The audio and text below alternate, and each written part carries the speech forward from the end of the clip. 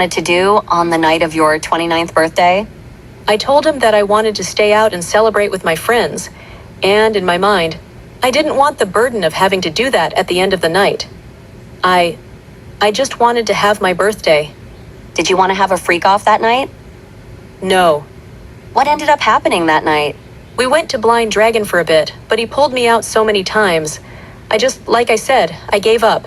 And, again, had a freak off. Who, if anyone, was with Sean when he was pulling you out of the Blind Dragon to have conversations? I don't know specifically what security, but there was security there. Ms. Ventura, yesterday you mentioned blackmail materials. What were you referring to when you said blackmail materials? Blackmail materials would be actual sex videos, freak-off videos, even just other embarrassing videos. Me drunk, anything that would make me look not great. When, if ever, would Sean mention the freak-off videos to you?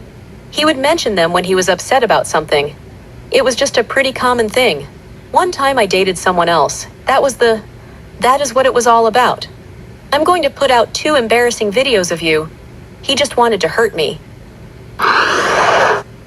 As a result of freak-offs, what, if any, medical issues did you experience? I had a lot of stomach issues and gastrointestinal issues from taking drugs. I also would get frequent UTIs. If you've had one, you know how painful that is. Just stopping you there, Ms. Ventura, what does UTI stand for? Urinary tract infection. Focusing on that infection, how frequently did you get UTIs? When we were having frequent freak-offs, sometimes they were back-to-back. Sometimes I couldn't get rid of it, and I was actually doing the freak-off with an infection. When you say sometimes they were back-to-back, what's the they in that sentence? The they is the UTI infection. You described your UTIs as painful. How painful were they? Very painful. It varied. I would try to flush out, just drink tons of water, cranberry juice, cranberry pills. I got to the point where Cipro didn't even work anymore. It was an antibacterial medicine. Yeah, just was a mess, really painful for a long time.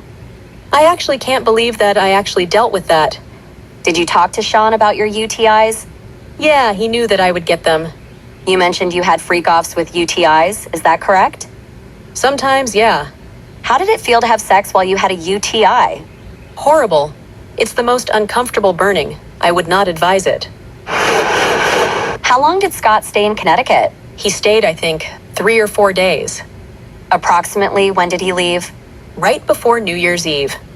When Scott left Connecticut, what was the status of your relationship with Scott? I had broken it off with him. It was just too much. When you say too much, can you explain what you mean by that? Too much danger, too much uncertainty of what could happen if we continued to see each other. When you say danger, what specific danger were you worried about? Sean said to me, before I left LA, that he was going to hurt the both of us. And I, at least, took that in my mind. If I stay in this situation, we both will be hurt. If I don't, then no one will be. How long did you stay in Connecticut? I stayed there I think, until New Year's, or just before it, right after it. Where did you go after Connecticut? After Connecticut, I ended up going to see Sean in Arizona. He was visiting a college with his son. Did you tell your family where you were going when you left? No. I said I was going back to LA to get to work. Why weren't you truthful with your family? I did not want to disappoint them. And in your mind, what would have disappointed them? In my mind, disappointing them would be to go back to the abuse and everything that had happened just days before that. And when you refer to the things that happened just days before that, is that the kicking in the back and the other things we discussed? Kicking in the back? Yeah. Yeah, just all of that. Yeah. Did there come a time after this when Sean mentioned Scott's car? Yes. He mentioned that when we were out of the country, that Scott's car would be blown up. He wanted his friends to be there to see it. When you say he wanted his friends to be there to see it, who is he? Sean wanted Scott's friends to be there to see the car get blown up in the driveway. Did there come a time when you saw Scott again? Yes. Where did you see Scott next? I saw him at the Soho House in Los Angeles. The 3 of us had a meeting. Who is the 3 of us? Me, Sean, and Scott. What was the purpose of the meeting? The purpose of the meeting was to discuss the relationship that we were no longer in.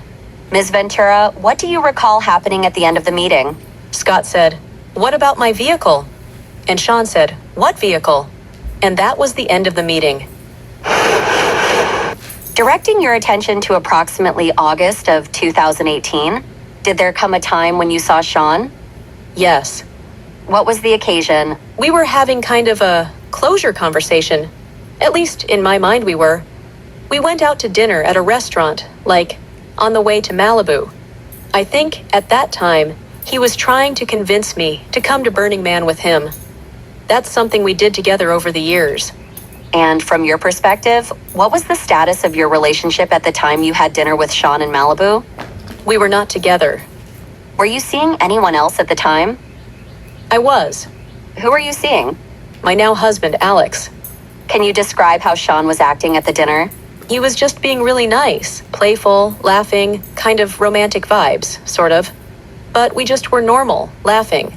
How did the dinner end? It ended with him bringing me home, and yeah, that was it. And can you remind the jury which residence you lived in around this time? Harold Way, where you saw the door with the knife. When you arrived at your home at Harold Way, what happened? I went inside, went in the living room. He came in, pretty usual, nothing weird. And then he raped me in my living room. Where in your living room did the rape happen? On the floor. How did you physically react when Sean raped you? I just remember crying and saying no, but it was very fast, so... What, if anything, did you observe about Sean's physical appearance? Just like, eyes black, I kinda said that before. Just wasn't himself. The laughing and like, all the things that were happening before that were not there. And it was just like, somebody taking something from you, just like, without... You said that you cried? I did. What did Sean do when you cried? He continued. I don't even know if he noticed, honestly. You also said that you said no. What did Sean do when you said no? He continued and finished. When you say finished, what do you mean? He ejaculated. Where did he ejaculate? Inside of me. What happened after he ejaculated? He got up and he left. After the rape in your living room, were you intimate with Sean again? I was, one more time, but by choice. What happened on that occasion? It was a friend of ours' birthday dinner that we went to, and had a really nice night that we've never really had before. Everything went smooth and happy, so I ended up at his house. And when you say his house, are you referring to Sean's house? Yep. Can you explain to the jury why you agreed to see Sean again after the rape? We've been together for over 10 years. You don't just turn feelings off that way. We were very connected at that point still. I still had good vision of who he was as a person. I didn't hate him. Welcome to Kimara Reacts, the channel where the heels are high and the truth unbothered. Please like, share, and subscribe to the channel. Today, we're digging into the explosive claims between Cassie and Diddy. Was she truly a victim, or was she a willing participant until the lifestyle ran dry? Ready or not?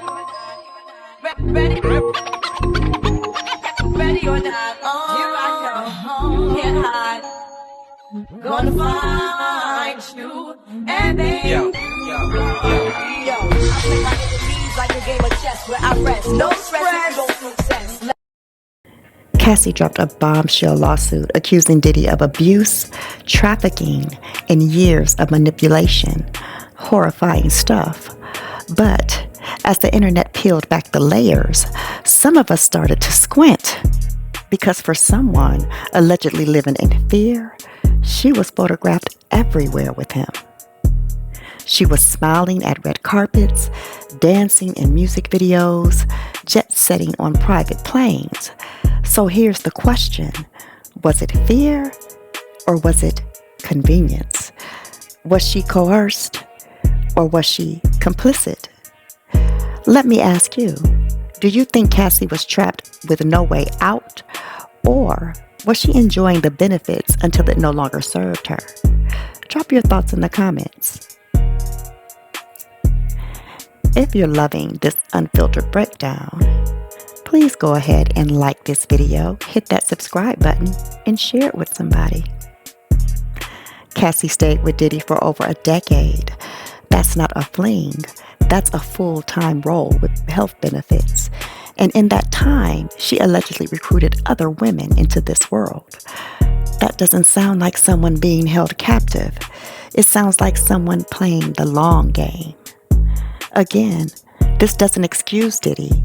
If the allegations are true, he's a predator.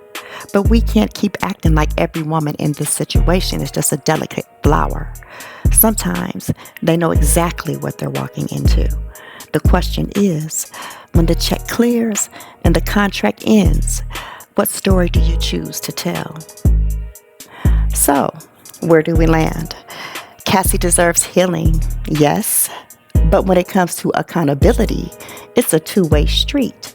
If you benefit from the power, you gotta take responsibility for the silence too. This is Kimara Reacts. Make sure you like, comment, and subscribe if you haven't already. I'll see you in the next one. Until then, stay bold, stay blessed, and don't let the culture play you.